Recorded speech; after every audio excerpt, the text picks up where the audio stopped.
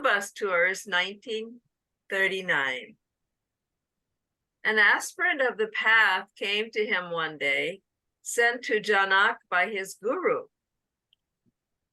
The pilgrim, excuse me, I'm going to turn off the heater. The pilgrim had undergone all sorts of severe austerities, had wandered for years and years, and had fasted long without food and even without water. When he came to the court of Janak, seeing the pomp and grandeur of the palace, he thought, how could one living so regal a life give me knowledge? When the king himself is enmeshed in Maya, how could he ever free others from it? King Janak asked the pilgrim to rest for the night and said he would talk with him after a few days.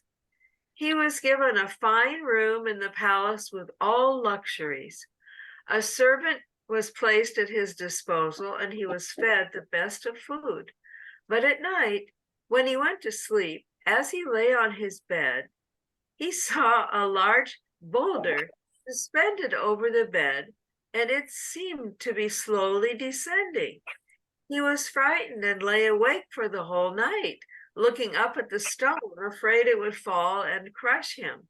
For 2 days he had no sleep and suffered in hell. On the third day, Janak sent for him and inquired about him. The man recounted his sleepless nights, and the king said, despite all the conveniences and comforts, you could not sleep and were restless.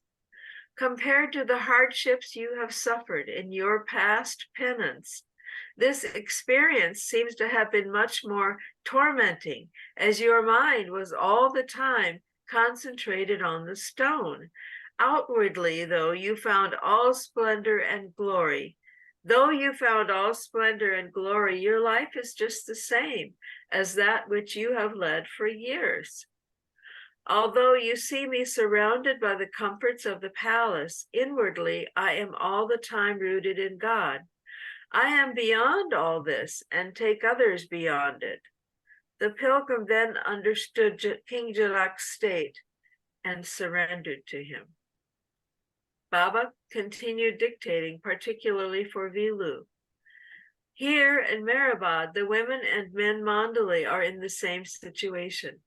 Outsiders cannot see this, but my Mandali are experiencing this state. Only brave men and women can stay with me because this life is quite different, and at every step thorns pierce the feet. I am more a servant than a master to humanity, and I descend to serve it. Worldly people talk a lot and give advice to others, but their conduct is quite the contrary. I suffer infinitely because of the ignorance of mankind and people's disdain for higher values of life. I want to make people free from Maya's bindings, but they want to remain tangled in it. Sarosh was very gratified at this discourse, and it had an effect on Vilu too. Bowing down to Baba, they left. Does somebody want to take over now? Do we change at the dots? Shall I continue on? I'll read if you like. Okay. Okay, just a second. After passing, is that where we are? Yes. After passing his medical examination in England, Dr. William Donkin, 28, arrived in Bombay on the 27th of July, 1939. Kaka and Chanji met him, and the next day took him to Alu Kumbata's hospital, where he had been invited. Kaka and Chanji then brought him to Meherabad via Pune, where he joined Baba's Mandali on the 29th. We have a footnote here. Excuse me.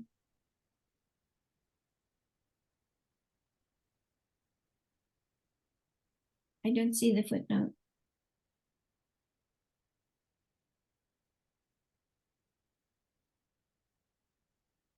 Are we going to see the footnote?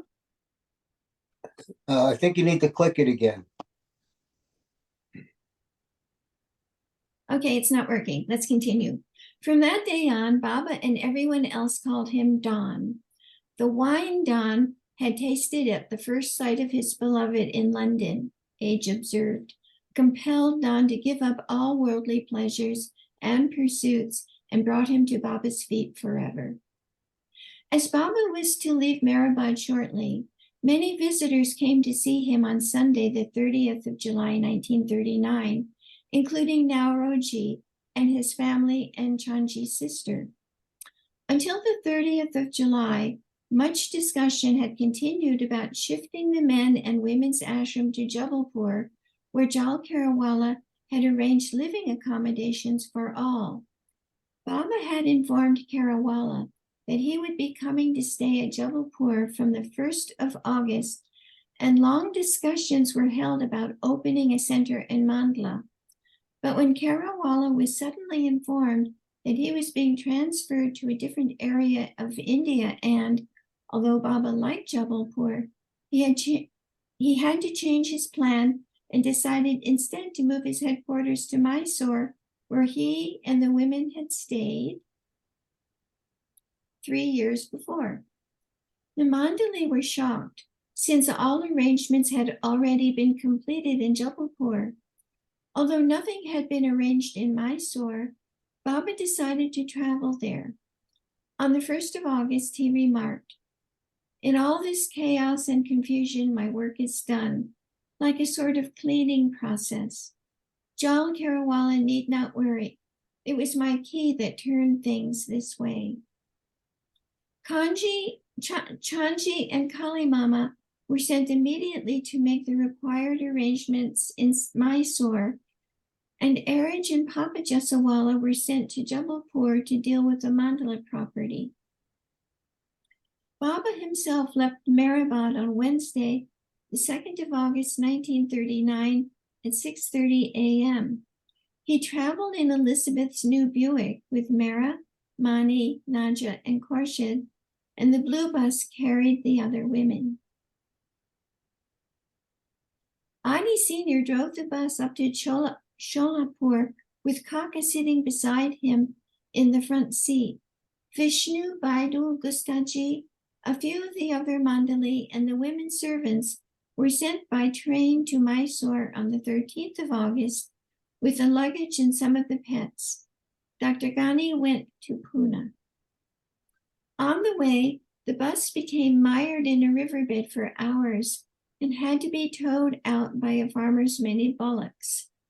Baba and the women stayed at the dock bungalow at Sholapur for a day, and the Mandalis stayed in an adjoining bungalow.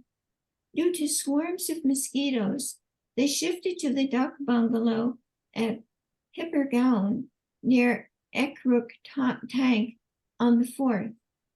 Don and Nilu joined the group here.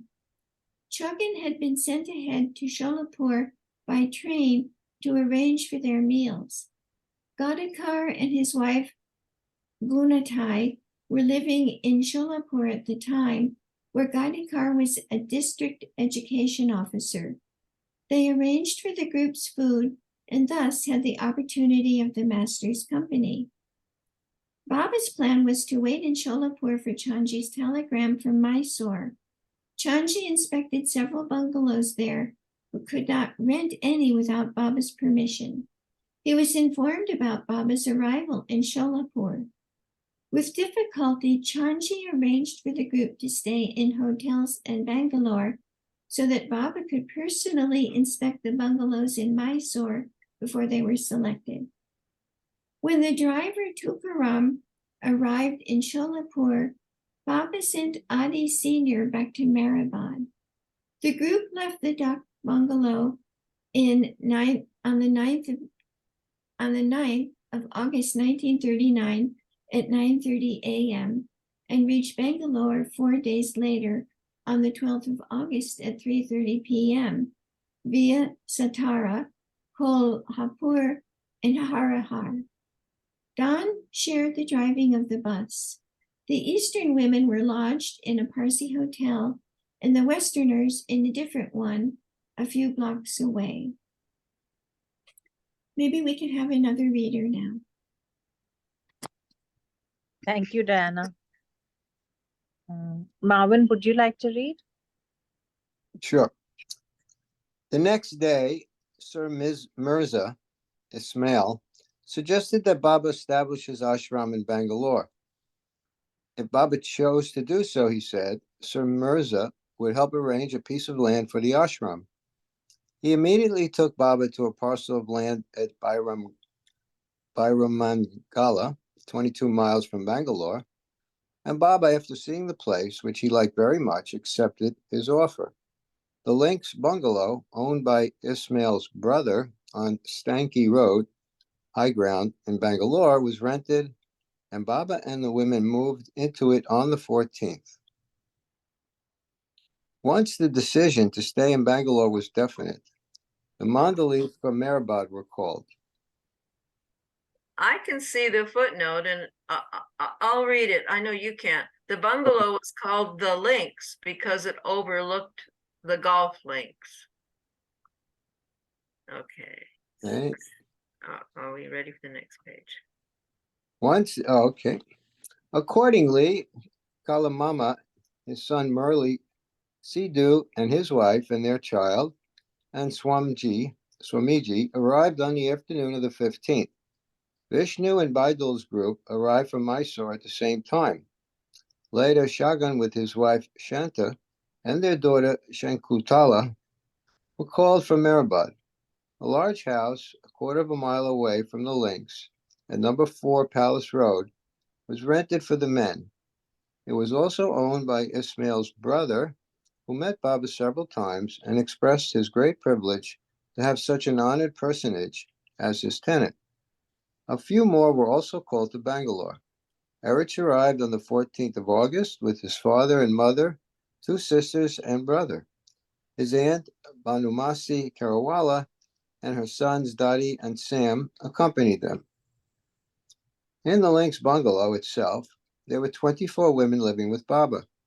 The Eastern women were Mera, Mani, Naja, Mansari, Katie, Sunamasi, her daughter Khorshid, Walu, Vishnu's mother Kakubai, Baidul's family, Saltoon, Sarwar, and Daula, 3 sisters, Gulamasi, Banumasi, and Gaimai's daughters Manu and Meru.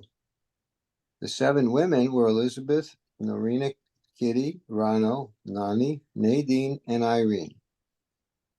After seeing the Bairamangala land, Norina and Chanji became completely involved in setting up plans for the ashram. Norina had also been charged with looking after Lucky, the monkey, who could at times be mischievous, to say the least. On the evening of the 19th, Sir Mirza came to the links and sat on the floor before Baba. Baba sent for Narina to come at once. At the time, Narina was in the midst of sweeping her room of a mess he had created. When she received Baba's message, she ran to him with a broom in one hand and a bucket in the other, wearing an old tattered dress. She felt awkward and embarrassed when she saw the Dewan, and Baba said, "Meet Princess Narina Machabelli." He felt hurt that Baba had not warned her to clean up. Sir Ismail, on the contrary, was impressed at the sight of someone of Norina's stature carrying a broom. He remarked to Baba, "Your love is wonderful. An educated Western woman from a wealthy background doing this sort of work? Marvelous. She could engage dozens of servants, but it is your love that makes her sweep her own quarters. It is her luck to wield a broom in your court." Tears welled up in Norina's eyes on hearing this and wiped out the hurt she had felt. She realized now why Baba had not prepared her for the meeting. Baba remarked to the Diwan, "You are the power here materially. I am the power spiritually, everywhere, in my own way. So we won't talk of powers. Taking you as one of my own, I want to talk with you quite frankly. I want to make the center unique." Baba proceeded to discuss the plan with him and its finances. The Dewan was most understanding and cooperative. Meanwhile, Deshmukh wrote to Baba that he had met Mahatma Gandhi at his ashram in Saigon on the 20th. Gandhi had declined to write an introduction to Deshmukh's latest book about Baba. According to Deshmukh, Gandhi still seemed cordial toward Baba and enjoyed reading the Meher Baba journal, which Deshmukh suggested be sent to him monthly. Ali Sr. arrived in Bangalore on the 23rd of August, 1939, with Jehangir Wankadia, a Parsi scholar of Eastern philosophy. Wankadia was facing some crisis in his life and was permitted to stay in Bangalore for 3 weeks. Papa Jeswala had retired and come to Bangalore to live in the ashram with his family. On the 24th, Baba asked Papa to accompany Kaka and Adi Sr. to bring a must to the links. The must's name was Chadarwala, a great 6-plane must and the chargeman of Bangalore. Papa demurred, explaining, Kaka and Adi are more experienced than I am. It is better they go. But Baba instructed, I wish you to take part in this must work. I have work to do through you. Even if the must bites you, don't be afraid. Papa was afraid and said, I have diabetes. If he bites me, I will become ill. Baba insisted, you have to go.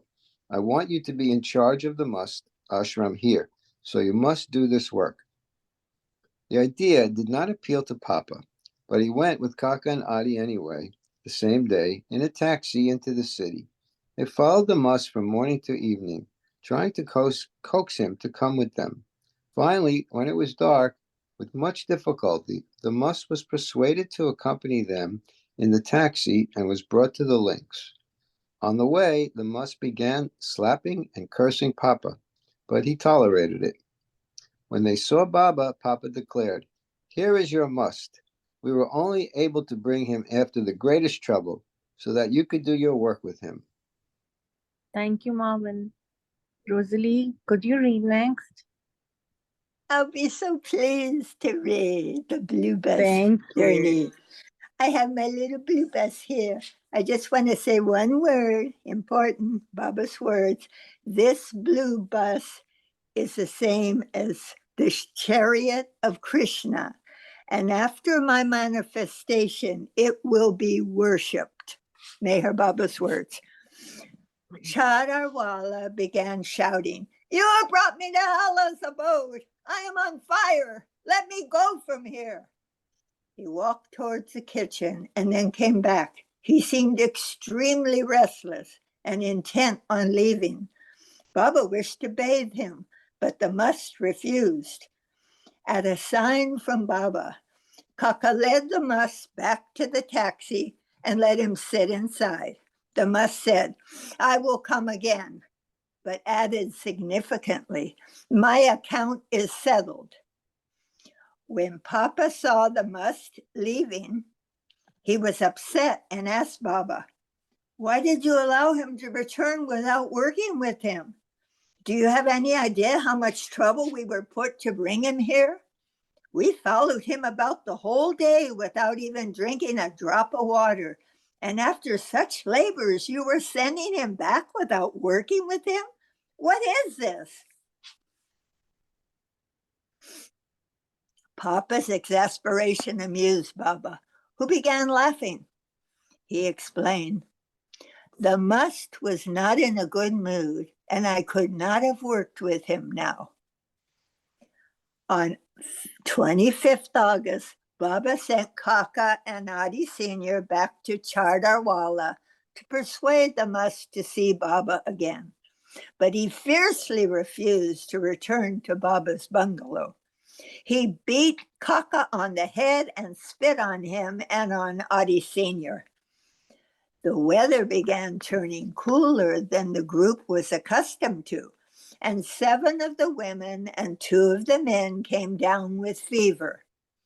Baba also fell ill, but despite a 102-degree temperature, the little sleep, he would still work as usual, bathing and feeding every must found by Kaka in Bangalore and the surrounding area. Now Roshi Dadachanji and his daughter Nargis arrived in Bangalore on the evening of the 24th.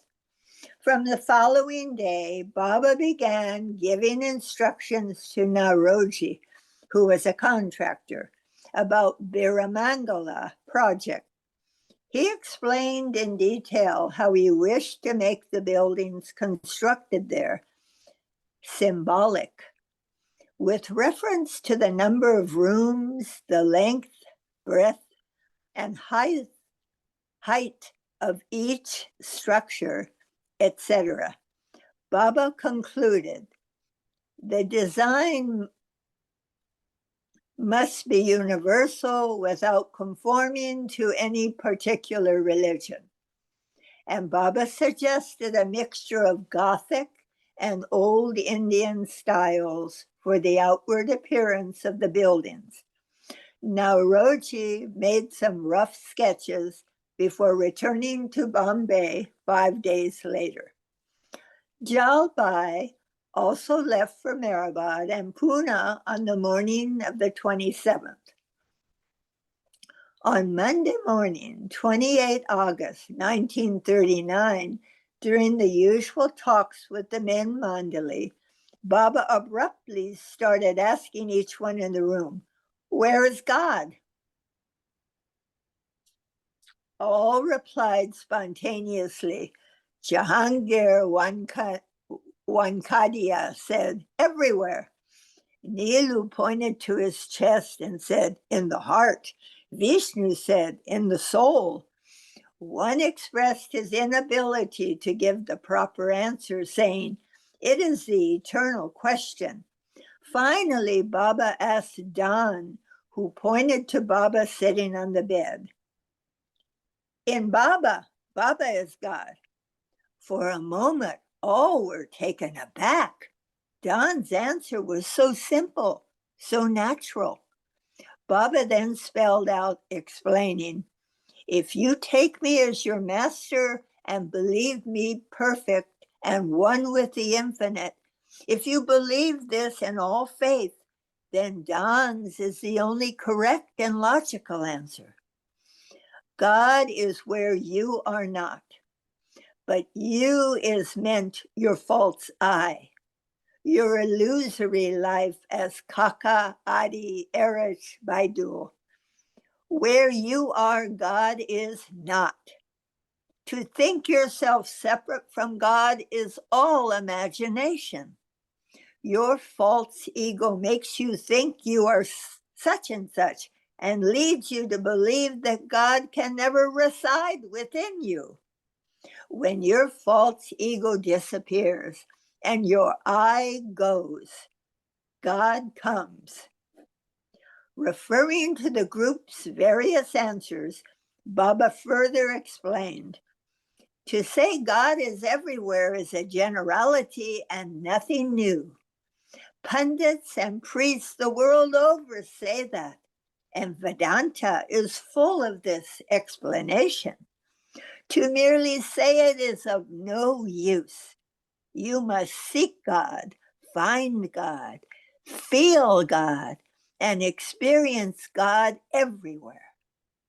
To say that God is in the heart is again only part of the truth.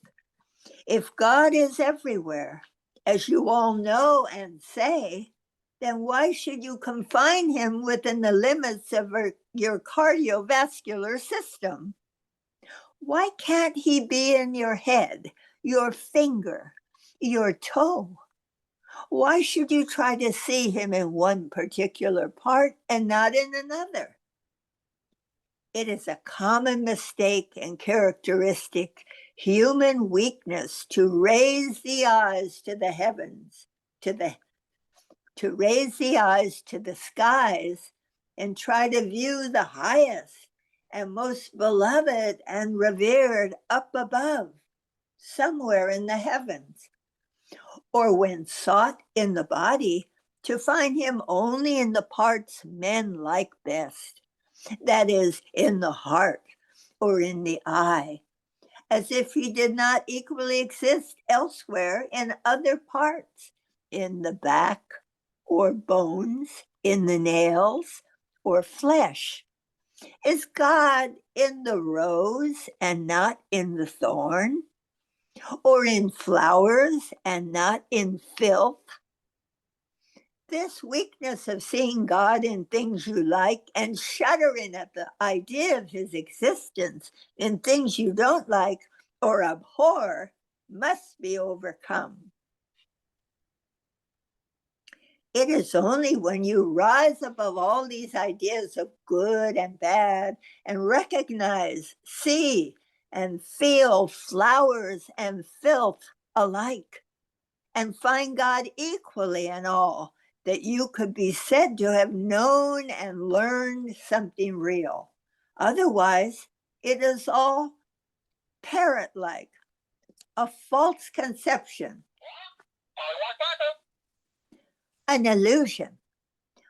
Besides, taking it for granted that the best and most ideal abode for God to dwell in the human body is the heart, it must be remembered clearly that even in this best abode, dedicated by human beings for God to dwell, he who is the purest of the pure would not come in unless that abode of the heart, however spontaneously and lovingly offered, is absolutely clean, empty, and devoid of any foreign element.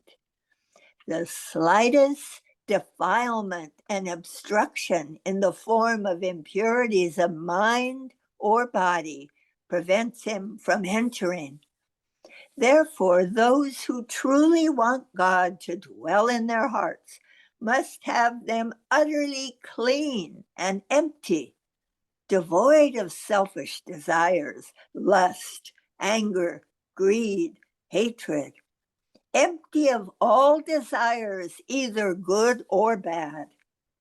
To say that God is in the soul is again incomplete, vague, and high sounding, unless and until it is actually experienced. Vishnu tells others that Baba is God. He says it wholeheartedly and with depth of feeling. But when I myself ask him, where is God? He points to the soul.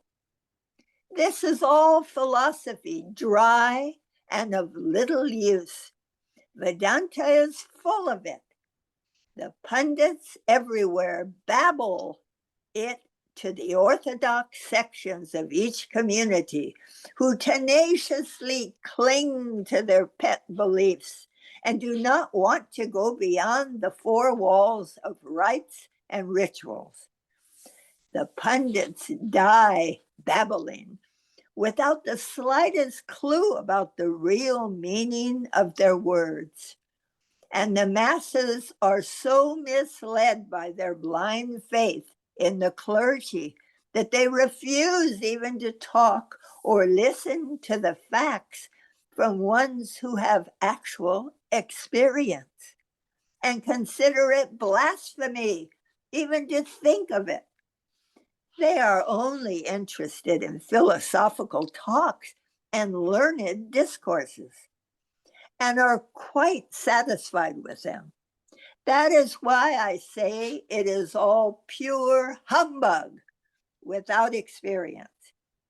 It is all dry philosophy and of no use. One must try not only to learn and know, but to feel and experience. Wankadia again stated, it is an eternal struggle to realize God. This is true, but this does not mean one should sit idle and not try. One should not grow despondent thinking the problem is impossible to achieve and make no efforts to attain it. The struggle and search for God should be continued with added energy, determination, and vigor at every step. And the longing should become so intense that there should be no other thought of anything else in the world, except of seeking him. The aspirant should go forward to achieve this aim, leaving no stone unturned in investigating all sources of enlightenment. But the best, easiest, and quickest way is to find a master who has realized God. This, however, is not easy for all, since some, before coming across the perfect master, come under the influence of false gurus and saints. Yet, if the longing for that eternal search is kept up in all faith and with all enthusiasm, the aspirant assuredly finds the perfect one who leads him straight to the goal. Those living in the company of a master should not feel content and merely say that they have found everything because they are staying with the living master.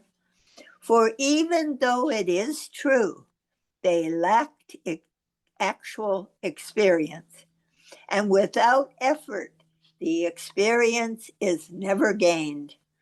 So try, all of you, to see your master as he really is and not as he appears to you. Even in your master, try to find that infinite existence that pervades everywhere. Baba then asked each, where is God not? Where does God not exist? This set them thinking again, and none could give a satisfactory reply. At last, Chanji said, nowhere. Baba explained, God is not there where you, ego, are. God does not exist where there is duality. But since God is everywhere, duality has no existence and is illusion.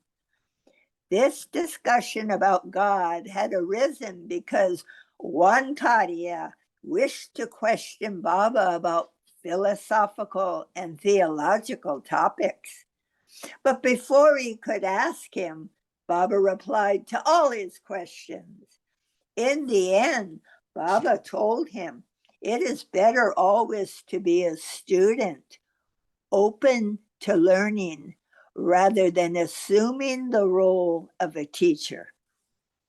Jalbai returned from Pune to Bangalore with Adi Jr., Memo, and Ghani's family on 31st August.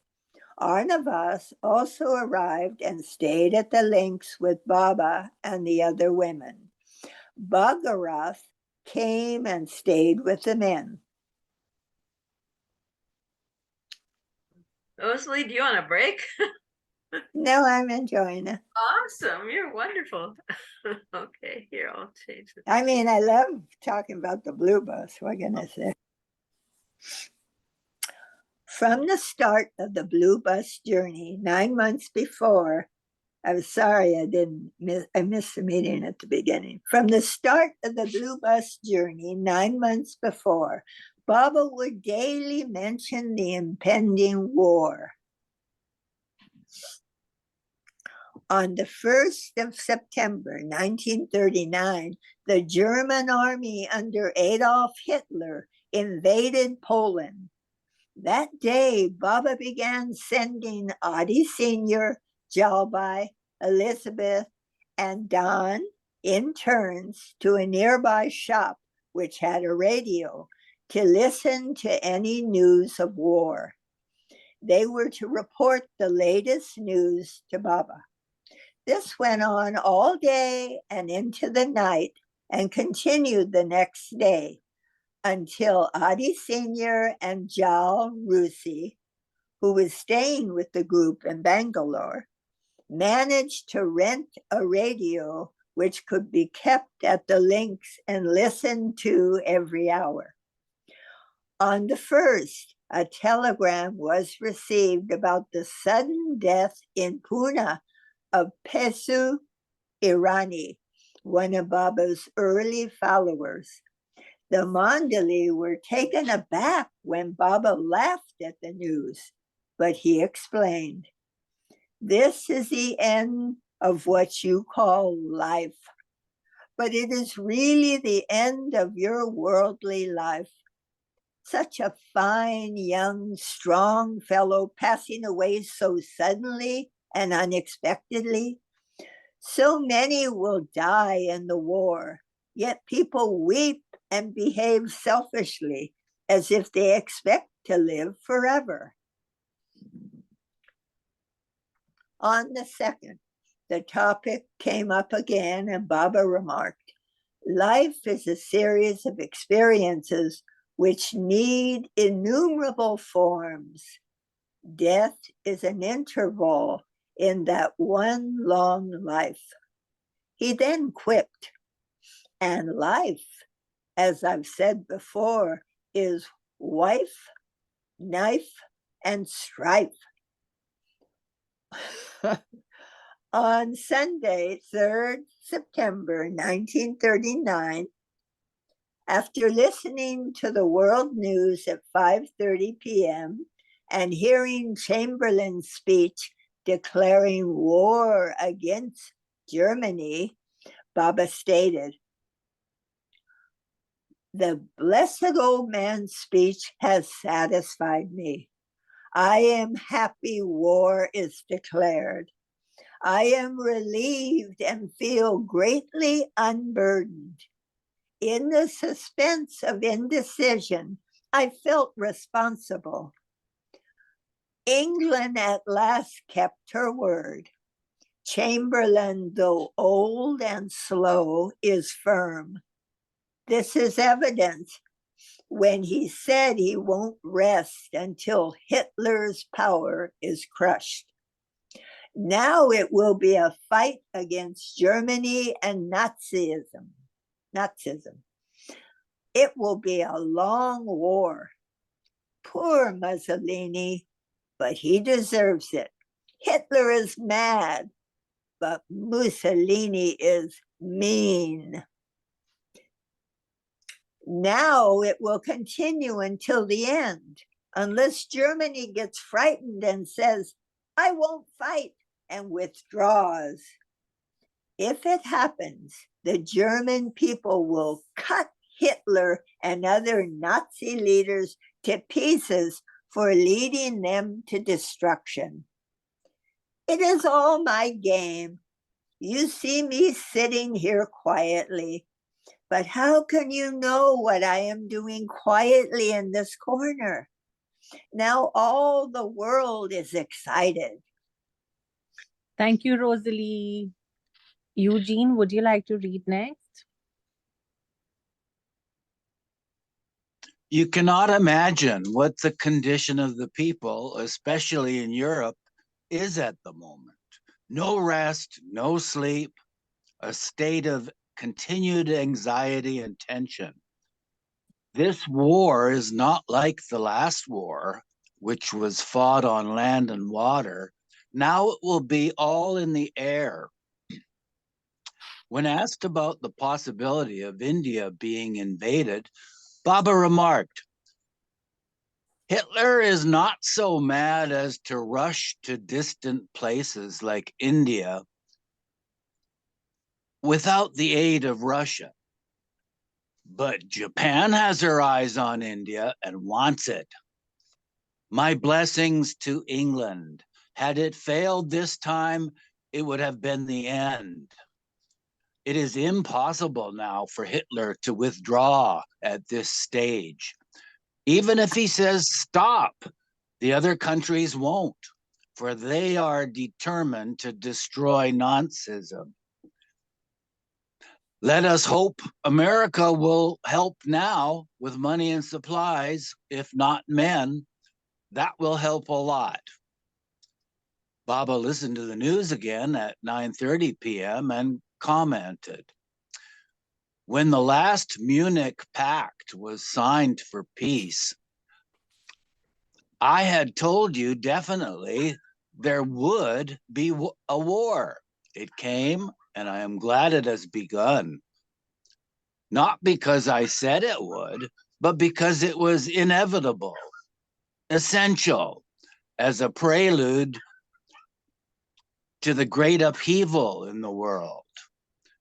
If the war runs its full course, the world will witness a devastation and destruction it has never known. It will spread everywhere and be full of surprises.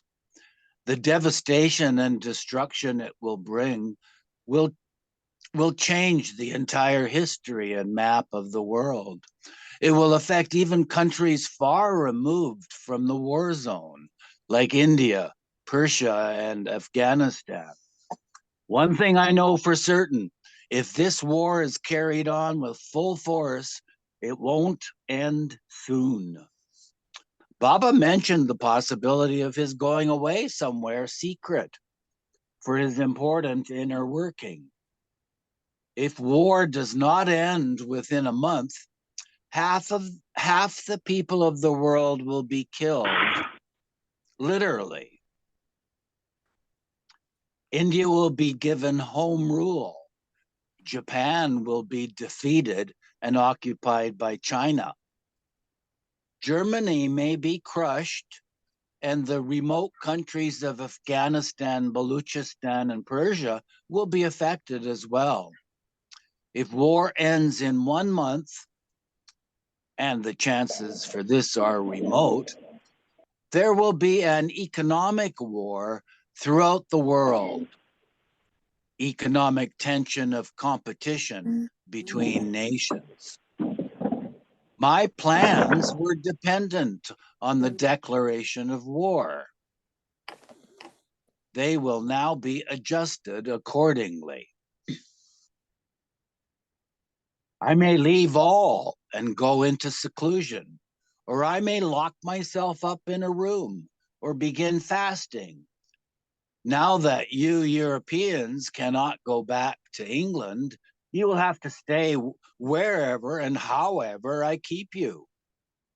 This will all happen before I speak. The next day he added, you cannot imagine what this war is going to bring to all. Everything will change. On the 9th of September, Baba commented, it will be a long war and it will cause unparalleled catastrophe all over the world. A few weeks later, on the 24th, he stated, in the end, there will be no victor, no vanquished. All will be crushed and exhausted, but it will usher in a new order in the world. In this manner, Baba would continually comment about the war.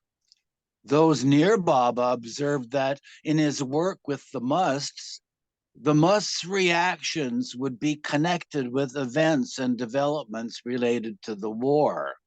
It is also significant to note that for a few days prior to the outbreak of war, Baba had been feeling indisposed and running a fever.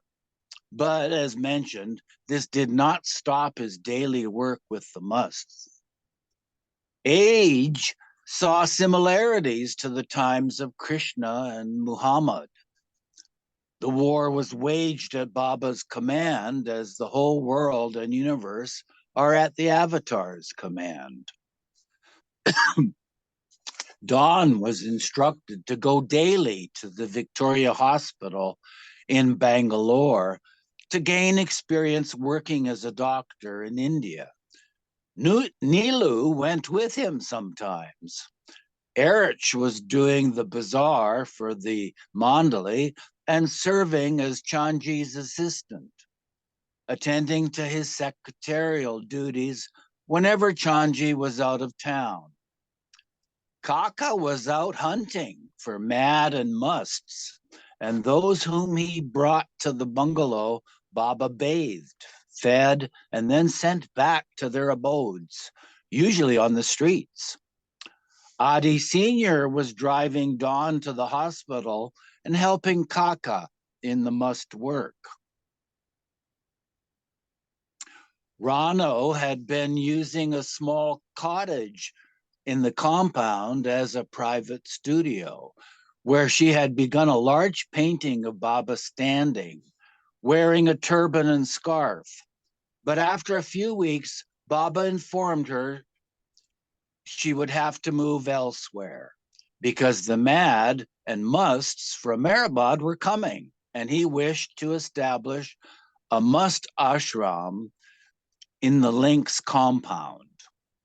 On 2 September 1939, Kaka and Swamiji had been sent to Mysore to locate and bring musts, but they had not been able to bring anyone. 2 days later, Baba sent them with Adi Sr. to Madras for the same purpose. On the 7th, they brought back a must named Gafur Shah. The must seemed drained and lifeless by the time he arrived at the Links. But after Baba bathed him, he appeared revived. He was sent back to Madras on the 9th. And that might be Madras on the 9th. That day, Adi and Jalbai arranged a qawwali by a boy qawwal, whom Baba liked so much he wanted to hire him to sing for a month. On the morning of the 7th, Baba received news about the purchase price of the Biramangala property. Biramangala property. He promptly had a check sent to Sir Ismail to settle the transaction. The next day, Sampath Iyengar arrived from Madras to discuss the center plan and offer his legal expertise. Footnote: Sampath was a former judge.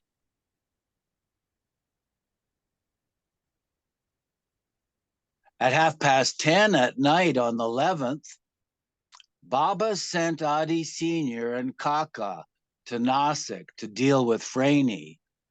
They were to have left the following morning, but Baba suddenly told them to depart at once. Their departure was more significant than it appeared at first. Adi and Kaka were the prime contacts with the must Chadarwala, who had a reluctant brief encounter with Baba 19 days before. At almost the exact time they left Bangalore, the must went in front of a hospital, put his finger in his mouth to vomit, and then remarked to a boy devotee, "I am going to paradise. Make me a bed to go to sleep." Chadarwala then died on the pavement of the street. Baba explained that it had been necessary for the must to meet him, for Baba to give him the final push. In fact, when the must had arrived at the Links, he had told Kaka that his account was settled. Baba wrote to Adi Sr., "Chadarwala's death is in connection with my spiritual work for the world." On Tuesday, 19 September 1939, the mad and musts from Meherabad arrived in Bangalore. One of the men, Mandali, had been sent to bring them. Grass huts were erected in one corner of the Links compound to house them, and Baba began working with them, in addition to musts brought from the surrounding areas. Because of so many people occupying the bungalow, and most of all, because of the presence of the mad and musts now staying in the small huts at the back, Narina had to go next door and pacify the lady who lived there, assuring her that nothing funny was going on at her new neighbor's place. From the 21st, Baba began a period of daily seclusion work from 6 to 8 a.m. and from 11:30 to 1 p.m., eating only one meal a day and working with the musts. He kept to this schedule for the next 30 days, indicating that the war would take a definite shape during this period. After being Baba continued to follow accounts of the war on the radio and in the newspapers. After being shown an article in the newspaper on the 21st, he again remarked, "It will be a long war." The Eastern women Mandali staying with Baba were leading such a secluded life without seeing or hearing the name of any man, to the extent that when any Western woman read the newspapers to Baba in front of them, they were ordered not to speak the name of any male, young or old. Naraji had been in Bangalore for a few days, assisting in the planning of the center, and left on the 23rd. The next night, in a lighter vein, Baba remarked to the Mandali, "Happiest is he who expects no happiness from others. Love delights and glorifies in giving, not receiving. So learn to love and give, and not to expect anything from others. You should really feel and consider yourself as the happiest and most fortunate among men, that you have renounced Maya and surrendered to a Sadguru. You should now feel free from worries and quite at ease, like one who has his burden lifted off his head and feels light. The great mistake you make is that you lift the burden from your head, but instead of placing it on the head of the one who willingly accepts it with all responsibility, you keep it hanging over you in the air, hesitating to give it lest you lose something valuable. Thus, you neither bear the burden nor allow it to rest on the head of the one who wants it to be transferred, Baba. You keep it hanging between the two and place both under suspense, thereby aggravating your suffering. Either keep it yourself or give it up entirely." Throughout October, Baba followed the progress of world events over the radio kept in the links. Baba would listen to news reports about the war a few times each day and occasionally comment on developments. On 7 October 1939, Baba remarked about the different alliances now existing in the world between countries and ended by stating, "It is all an enigma, a series of complications that will drive all crazy. No one will know what to do and how to come out of it all. To the eager desire and cry of the world, I will respond and speak."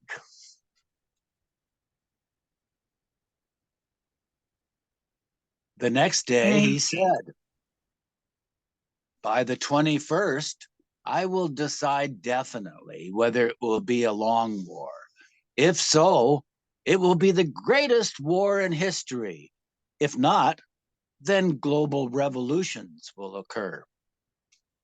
On 23 October, he revealed the whole world will be involved in the war.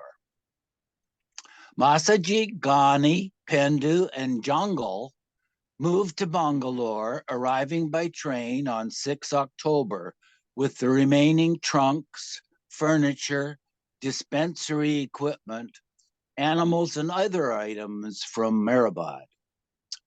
Padri, Adi Sr., and Dolly arrived by car on the 7th, along with Gopia, Dolly's cat. All the Mandali came prepared to stay permanently in Bangalore, as Baba had announced he was establishing his headquarters there. During this period, Jamadar was told to stay and keep night watch on Meherabad Hill, along with Satyamang, and Sarosh was instructed to visit Meherabad once a week to inspect if anyone had broken into the buildings and storerooms.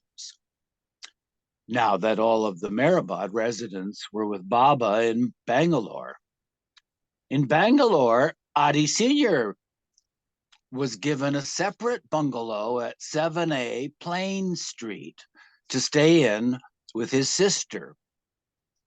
Ramju arrived on the 10th to apprise Baba of the current situation in Nasik concerning Fraini and Dalatmai. Fraini was willing to come to Bangalore, and Dalatmai agreed to remain at Nasik.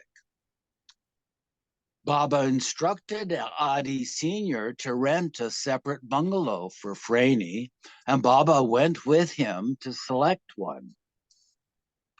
Vishnu's cousin, Vishwanath Haldankar, wrote to Baba about a special must in Balgaum, known as Fulwala, the flower man, because he liked to be adorned with flowers. Baba sent Pendu and Nilu to bring him. He was brought to Bangalore on the 10th and kept in the must ashram there. Baba liked this saintly must very much and commented to the Mandali, "Look at Fulwala. With one slap, he could raise you in an instant to the 6th plane." At 2 p.m. the next day, Baba sat with Fulwala in a room at the Mandali's bungalow.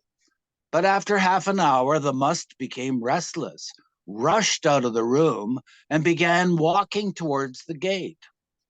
Baidul managed with difficulty to bring him back. "He is a good must," Baba commented, "but he won't stay."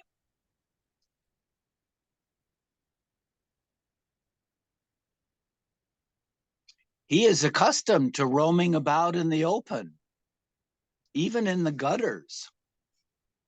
Such type of Gauss musts do not like to remain confined within four walls, nor do they like the company of men.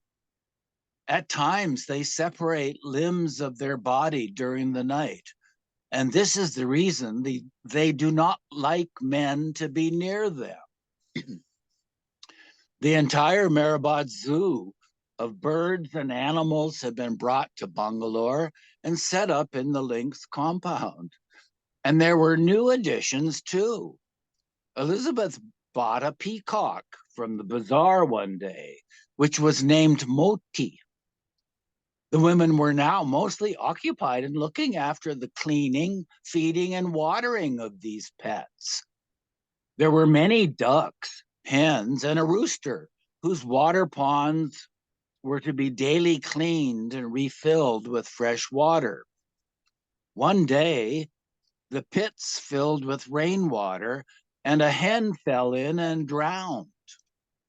When Elizabeth found it, she wept and brought the dead animal to Baba, saying, "Baba, darling, the hen is unconscious with cold. What should we do now?"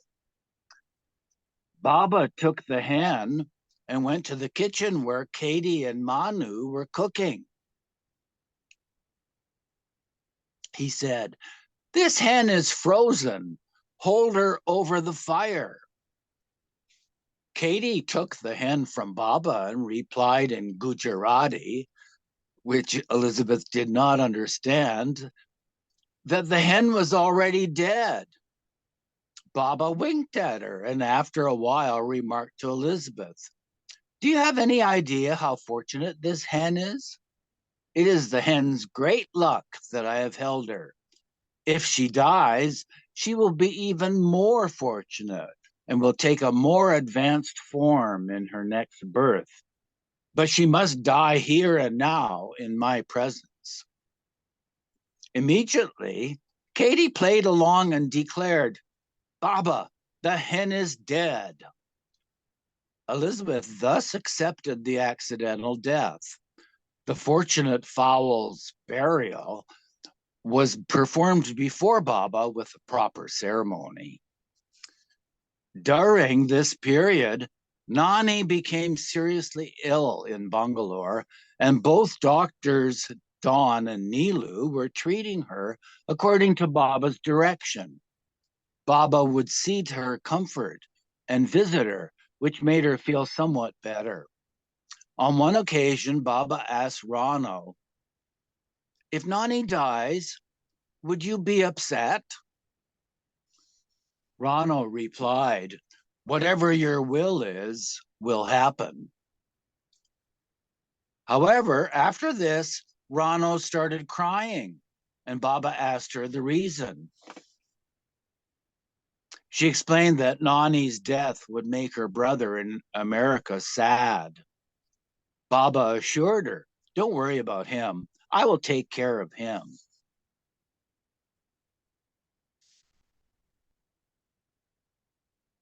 On 13 October 1939, Nani had a heart attack. And the next evening, at age 64, she closed her eyes forever with a sweet smile on her face. Baba had been to Biramangala that day. On his way back to the links, it began raining heavily and their car became stuck in the mud. All, including Baba, got out to push the car free. After they resumed their return, Baba began asking Chanji for the time repeatedly, every few minutes. At 6:40 p.m., he gestured, "Nani has expired." When they arrived at the links 10 minutes later, however, Nani was still alive. Baba went directly inside to Nani's room and looked at her intently. As Baba took Don, Nilu, and Rano aside to ask how Nani had been, Narina came running, saying Nani was serious. They went to her bedside, and Baba placed 2 fingers on her closed eyelids. As he did this, Nani gave a final sigh and dropped her head to one side. The dropped soul merged into the ocean of love forever. It was as if Nani had been waiting to have the beloved's darshan, a final time before everlastingly entering his palace, where there is neither happiness nor suffering, but only infinite bliss. Before breathing her last, Nani uttered, "What beauty, what beauty." Hearing this, Don was deeply moved. He had never seen such a happy death, as if the departing soul was being led somewhere beautiful. Nani's smile filled Don's heart, and he realized once more how great was Baba's love. Baba took Rano in his embrace and spelled out, "Nani was one of my greatest lovers. She always gave spontaneously, financially for my work. It is because of her great share of timely contributions, among others, that the center plan could be presently started. Funds will come and come in plenty, but to the dear departed soul goes the credit of starting my work, that is to serve mankind's greatest need. I am happy her dear name will be connected and perpetuated with this unique institution." Later, Baba stated that it was the first time he had been present at the death of one of his disciples. To Rano, he revealed that he had given Nani mukti, liberation. Nani's physical remains were cremated in Bangalore the next morning, and 30 of the men and women mandali attended, including Memo. On the 16th, Baba sent her ashes to Meherabad with Adi Adi Thank Senior. you. Thank you, Eugene.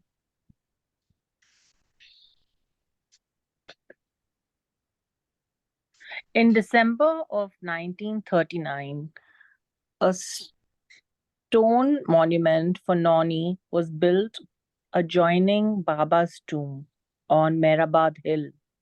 Sarosh had ordered the headstone from Pune. Baba had instructed that the words Noni, Baba's lover, be carved on it. Baba further ordered that food be distributed to poor on the anniversary of Noni's death every year in commemoration of her deep devotion to him. Footnote. I'll read. Oh, you I'll have read it. Thanks. Yeah.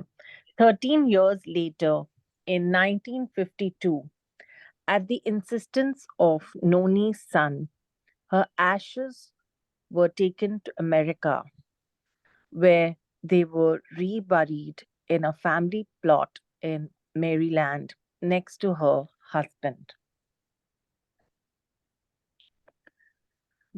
The day after Noni's death, on Sunday, 15th October 1939, Baba remarked, "Before the war ends, two more of the circle will pass on. It may be two male members or one male and one female.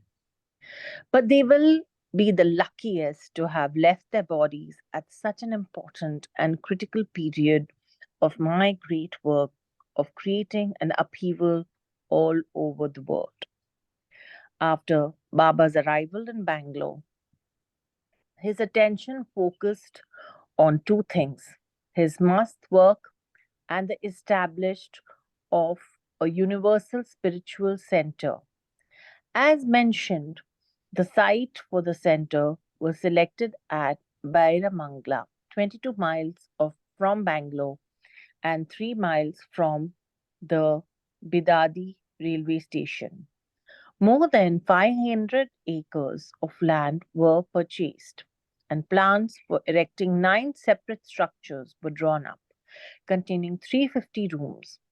A committee consisting of Norina, Elizabeth, Papa Jasawala, Adi Senior, Ramjo, Chanji, and Jal Kirawala was formed to oversee the financial and other aspects of the center.